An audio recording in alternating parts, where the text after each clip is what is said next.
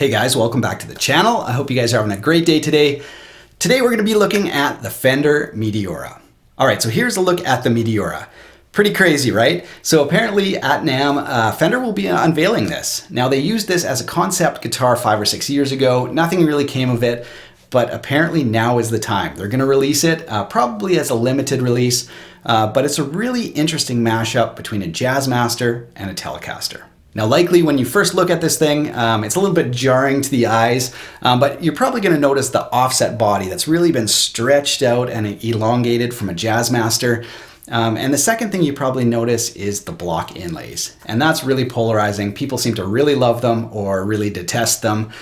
So it was an interesting choice by Fender to include those. Now, after my eyes recovered from the assault of the elongated body and the block inlays, the next thing I noticed was the butterscotch blonde and black guard. Interesting choices for something so modern looking, seeing as Fender pretty much exclusively withholds those colors for 52 tellies. So it was an interesting choice to put it on something that looks kind of a weird mashup of ultra modern and ultra vintage. So let's look through some of the features of this guitar and try to figure out if Fender created something really, really cool or something totally crazy, some sort of mad scientist mashup between a Jazzmaster and a Telecaster gone horribly wrong. All right, let's start at the headstock and work our way through this monstrosity and see if we can make some sense of what this thing is. So headstock is a Jazzmaster headstock. You get the big headstock with the little swirlies on it, really vintage looking. Thumbs up from me, looks really cool. Secondly, apparently it's going to come with a bone nut, which is awesome. In 2017, Fender started using bone nuts on their American Professional series, which was the refresh of the American Standard. So if this is going to come with a bone nut, I would expect it to be, priced similarly to the American Professional, which is a bummer. But anyway, that's probably a good indicator of how it's going to be priced. Now onto the maple neck with the black block inlays. A bold choice for sure, to say it mildly, but apparently it is a straight up throwback to the Jazzmasters of the 70s. They had that exact same aesthetic. So yeah, when you're talking about the headstock and the neck, it's pretty much a straight up Jazzmaster situation. I'm sort of used to watching legends like this guy. So seeing the block inlays isn't so crazy for me. But it is definitely a unique choice. Now, a few years ago, I got a chance to play on a Telecaster Super Deluxe, so I'll throw the graphic on the screen here. Really cool guitar, played amazing and sounded really cool with those pickups. The store wanted like $1,200 for it, so I was like, no thanks. But anyway, so yeah, block inlays on an instrument like that are not, totally out of the realm of what Fender has done in the past. Now, even closer to the Meteora, a few years ago, Fender released the Jazzmaster Modern Player.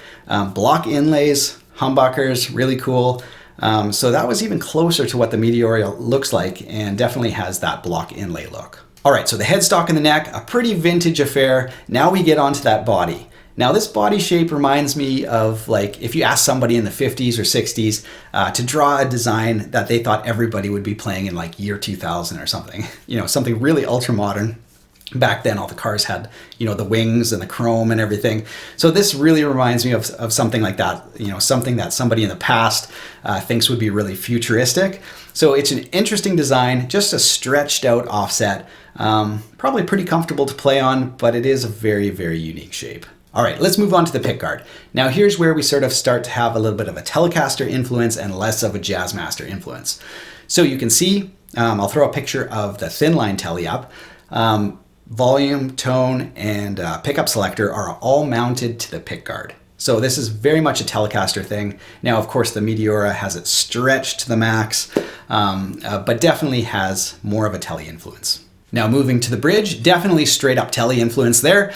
Brass saddles, apparently they are compensated if you look closely. And I'm hoping that it's strung up through the body like a traditional Telecaster. Hopefully it's not like a backload bridge. It's kind of hard. I'm not used to what that bridge is, but when you look at the saddles and obviously the way the bridge pickup is mounted, pretty much straight up Telecaster stuff. All right, and finally the color. I'm going to throw up a 52 telly next to the Meteora here. Really interesting that they decided to use that color scheme for their, really vintage, ultra modern mashup that kind of warps your brain a little bit. So Not a big fan that they used that color. I think it doesn't really work awesome. What I'm gonna do is actually mock up some extra colors for you guys to show you what it would look like in, let's do a candy apple red. I think it looks stunning. This was just a quick color replace on Photoshop, so it's not actually, you know, the candy apple red, but gives you an idea. Daphne blue. And probably one of my personal favorites is just like the black and maple. It's sort of like a guitarist's version of Geddy Lee's bass.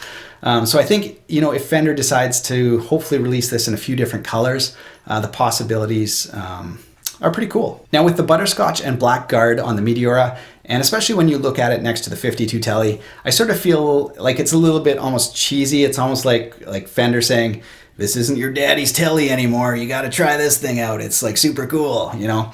The whole time everybody's like, dude, just let it go, right? But maybe that is part of their strategy, their marketing strategy. I don't know, you know, making a guitar that's a little bit more modern for people who feel like Teles are a little bit too traditional for them. But then again, you get like the Tele controls and the Tele pickups, so you'll get that awesome Tele tone in a, you know, more modern vintage kind of cool vibe or whatever. So maybe that's part of their marketing strategy, but it doesn't really work for me personally. So that's what we know so far about the Meteora. Really interesting guitar. I do like it when guitar companies kind of step out of their norm and create something interesting, something to talk about, something to consider, like, would I ever buy that? Would I spend my money on that? Could I see myself jamming out on that? I even like the Gibson modern double cut from a couple of years ago. I mean, they priced that out of everybody's price range, classic Gibson. But anyway, I thought it was interesting and a cool design. So yeah, let me know in the comments if you guys think this thing is like way out to lunch or if you could see yourself playing on it. I think it's pretty cool, especially in like candy apple or black. Not a huge fan of, like I said, the traditional colors. So yeah, I think it's interesting. We'll see what happens. Maybe someday they'll make like a made in Mexico version so that, you know, the rest of us can afford it. I'm assuming anyway that it's going to be priced quite high, but time will tell. Thanks so much for watching, you guys. Have a great weekend. We'll see you Monday with a new video. Take care.